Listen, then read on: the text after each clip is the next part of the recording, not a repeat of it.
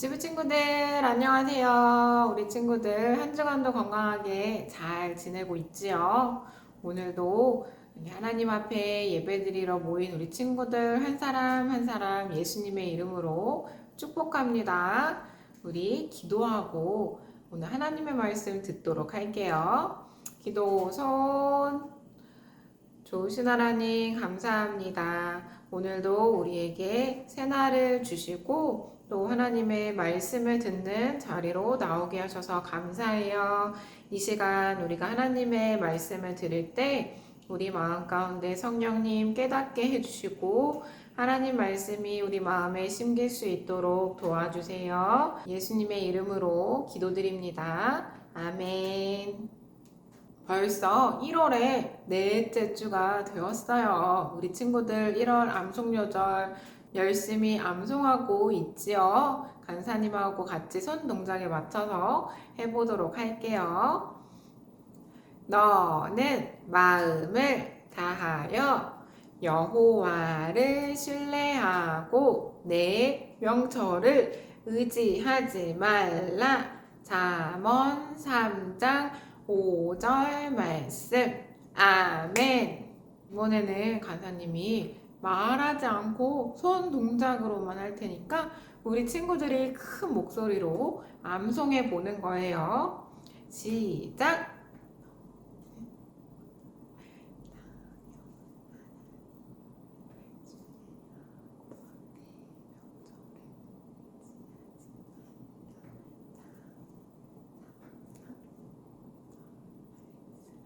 아멘. 와, 우리 친구들의 목소리가 여기까지 들리는 것 같아요. 너무너무 잘했어요. 우리 1월 한 달도 잠언 말씀 모두 암송하는 우리 친구들 되길 바래요.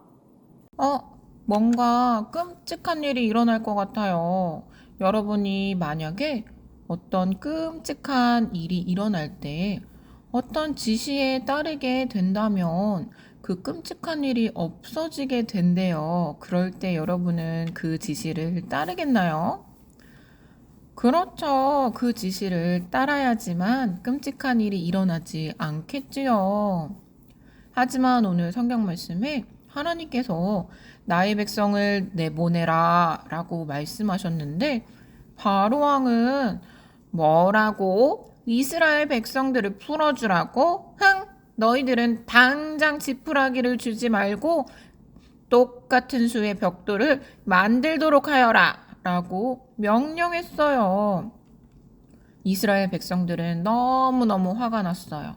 그래서 모세, 다 너 때문이야. 다 너 때문에 우리가 힘들게 되었다고. 이렇게 원망하고 불평하는 일들이 있었지요. 모세와 아론은 다시 바로 왕에게 갔어요. 그리고 다시 담대하게 말했어요. 내 백성 이스라엘을 애굽에서 내보내어라. 그랬더니 바로 왕은 그럼 너의 하나님이 정말 그렇게 말한 건지 우리에게 이적을 행해 보아라. 라고 말하는 게 아니겠어요? 그러자 모세는 가지고 있던 지팡이를 던지자 무엇이 되었지요? 맞아요. 뱀으로 지팡이가 변하였어요. 하지만 바로왕은 웃으면서 나의 마술사들도 그 정도는 할 수 있어. 어머, 진짜 마술사들이 지팡이를 던지니까 뱀으로 바뀌는 거예요.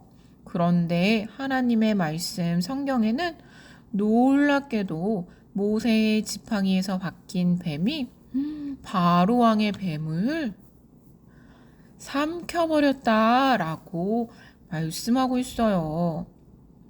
하나님은 그분의 능력을 보여주셨지만 바로는 거짓 신과 우상을 섬겼기 때문에 하나님이 하신 일을 믿지 않았어요.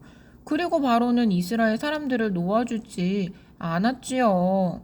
그래서 하나님께서는 다른 이적들을 보여주시기 시작했어요. 첫 번째, 어떤 일이 있었을까요? 모세가 가서 그들이 가장 중요하게 생각하는 나일 강물에 지팡이로 내리쳤더니 나일 강물이 온통 피로 바뀌는 거예요. 강과 연못, 시냇가 모두 쳤어요. 그랬더니 애굽의 모든 물이 피로 변했어요. 고기는 모두 죽고 마실 수 있는 깨끗한 물이 전혀 없었어요. 그리고 농사를 짓는데 필요한 물도 모두 피로 변해서 곡식들이 자랄 수 없게 되었지요. 일주일이 지났으나 바로는 굴복하지 않았어요. 내가 이스라엘 백성들을 왜 내보내? 절대 보낼 수 없어! 이렇게 꿈쩍도 하지 않았어요. 하나님은 계속해서 여러 가지 재앙들을 보내셨어요. 두 번째, 하나님은 개구리들을 보내어 온 땅을 덮고 집들에도 몰려들게 했어요. 개굴, 개굴. 자고 있는 침대, 얼굴 위에 밥 먹을 때도, 화장실에서도, 길가에도 개굴, 개굴. 사람들은 너무너무 징그러웠어요. 온 나라가 시끄럽고 미끄럽고 징그러운 개구리떼로 가득했어요. 바로는 과연 이스라엘 백성들을 보냈을까요? 아니요, 절대로 바로 왕은 보내주지 않았어요. 그러자 하나님께서는 세 번째 먼지들을 보내셔서 이가 되게 하셨어요. 아우, 가려워. 머리도 가렵고, 팔도 가렵고, 아우, 가렵다, 가려워. 온 나라에 있는 먼지가 이로 바뀌었어요. 가려워요, 가려워. 어떻게 멈출 수가 없어요. 사람들이 고통스러워 했어요. 너무 긁으니까 피가 흐르기도 했어요. 그러나 바로는 꿈쩍도 하지 않았어요. 성경에 보니 바로는 더 완악해졌다고, 마음이 딱딱해졌다고 말하고 있어요. 그러자 하나님께서는 네 번째, 윙, 파리떼를 보내어 애굽인의 집에 가득 차게 하셨어요. 아우, 징그러워. 궁전에도 파리떼가 가득 찼어요. 너무 파리떼가 많아서 밥도 먹을 수도 없고 아무것도 할 수 없었어요. 파리떼들이 애굽 사람 옆에만 붙어 있었다라고 말하고 있어요. 재앙은 계속되었어요. 하나님께서는 이번에 다섯 번째 애굽에 있는 모든 동물이 끔찍한 병에 걸려 죽게 하셨어요. 많은 동물들이 죽었음에도 바로가 이스라엘 백성들을 풀어주지 않자 애굽의 모든 사람들과 동물들의 몸에 악성 종기가 나게 하셨어요. 막 몸에 고름이 생겨서 피가 나고 아프고 잠도 잘 수가 없을 정도로 고통 중에 있는데도 바로는 절대 안 돼! 안 돼! 이런 악한 마음을 가지고 있었어요. 바로는 자신들의 신이 질병을 이길 힘을 가졌을 거라고 생각하고 신들에게 경배하였어요. 그러나 그 신들이 그들을 구할 수 있을까요? 맞아요. 그 신들은 그들을 구할 수가 없었어요. 그 다음 하나님은 천둥과 번개를 보내요. 우르르 쾅 소리와 함께 우박을 보내셨어요. 우박은 돌멩이처럼 무거운 얼음이 하늘에서 떨어진 거예요. 그 우박은 농작물을 다 파괴하고 집에 떨어져 구멍이 나고 천장이 부서지고 유리창도 깨지고 동물들과 사람들에게도 내리쳤어요. 그런데도 바로의 마음은 변했을까요? 안 변했을까요? 그는 여전히 이스라엘 백성을 보내지 않았어요. 여덟 번째, 이번에는 메뚜기 떼를 보내셔서 우박, 곡식들이 다 죽었는데 아직 죽지 않은 곡식을 메뚜기를 보내셔서 모두 다 먹어치우게 하셨어요. 애굽 사람들이 먹어야 하는 모든 식물을 다 먹어치운 거예요. 그리고 아홉 번째, 애굽 모든 땅이 갑자기 깜깜해진 거예요. 별도 달도 보이지 않았어요. 아무것도 보이지 않는 어둠 속에 있게 된 거예요. 그런데 놀라운 것은 이스라엘 사람들이 있는 곳은 여전히 밝았다라고 성경은 말하고 있어요. 그래도 바로는 이스라엘 백성을 보내지 않았어요. 하나님께서는 이제 마지막 재앙을 보내셨어요. 첫 번째 장자들은 모두 죽게 될 것입니다. 그래도 바로 왕은 이스라엘 백성을 보내지 않았어요. 친구들, 사람이 왜 이렇게 악하고 완고할까요? 마음이 이렇게 딱딱할까요? 그것은 우리가 태어날 때부터 죄를 짓고자 하는 마음을 가지고 태어나기 때문이지요. 성경에는 의인은 이 세상에 아무도 없다. 모든 사람이 죄를 가지고 태어난다라고 말씀하고 있어요. 엄마가 말씀을 해도 듣지 않을 때가 있어요. 내가 하고 싶은 대로 할 거예요. 내가 원하는 대로 할 거예요. 하나님께서는 그렇게 자기 마음대로 하는 것을 기뻐하지 않으세요. 또 하나님이 하지 말라는 것만 골라서 해요. 엄마 아빠가 이건 안 돼, 나빠 하는 것만 골라서 하는 거예요. 나도 옳은 일을 하고 싶지만 나도 모르게 자꾸 이런 일을 하는 것은 우리 속에 죄가 가득하기 때문이지요. 이제 그 캄캄한 밤에 하나님께서는 모세에게 이스라엘 사람들에게 말하게 하셨어요. 너희들은 재빨리 가서 양을 잡아라. 그래서 그 양의 피를 문설주 너희 집 대문에 바르라 라고 했어요.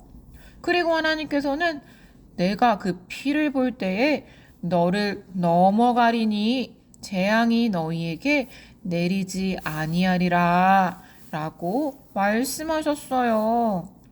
애굽의 모든 집의 첫째 아들에게 죽음이 들이닥쳤을 때 이스라엘 백성들은 문설주에 바른 피로 인해 안전하였어요.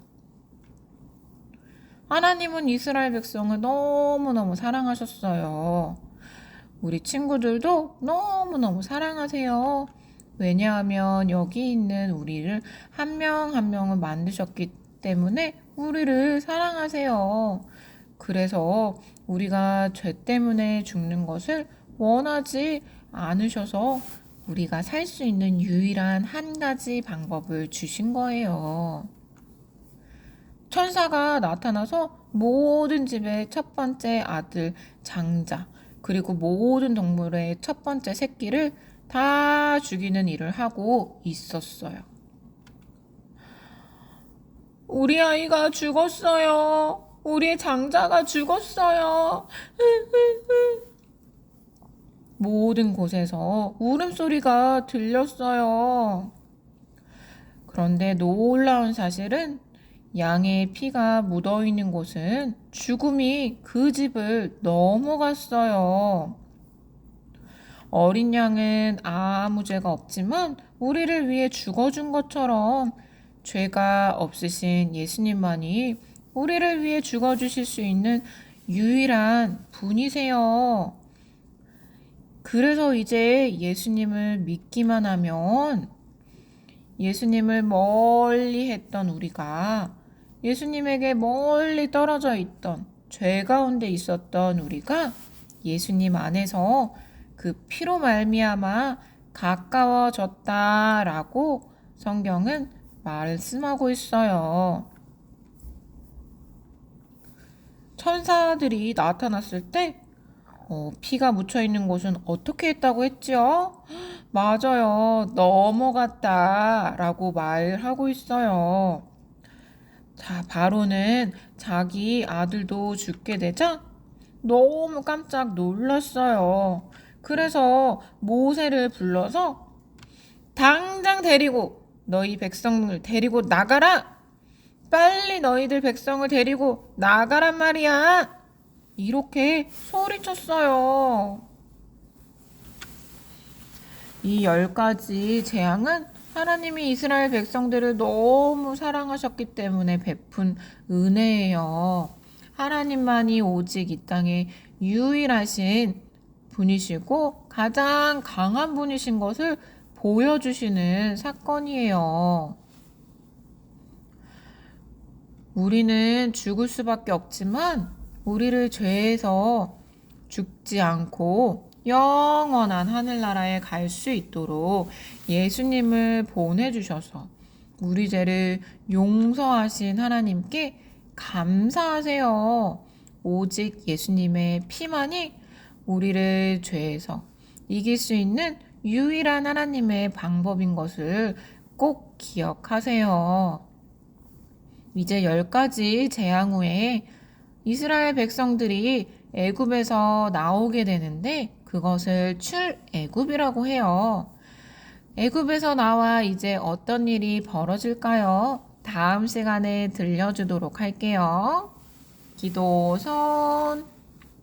하나님 감사합니다. 우리를 너무너무 사랑하시는 주님, 오늘 10가지 재앙들을 통하여서 하나님이 정말 유일하신 분이시고 이 세상에서 누구도 비교할 수 없는 가장 강하신 분이심을 우리가 보게 하여 주셔서 감사합니다. 하나님, 우리가 그 하나님을 날마다 높이고 찬양하며 하나님께 감사하는 우리 유치부 친구들이 될 수 있도록 도와주세요. 감사하며 예수님의 이름으로 기도드립니다. 아멘. 오늘 들은 모세 이야기를 기억하면서 한 주간도 건강하게 잘 지내고 다음 이 시간에 다시 만나도록 할게요. 안녕.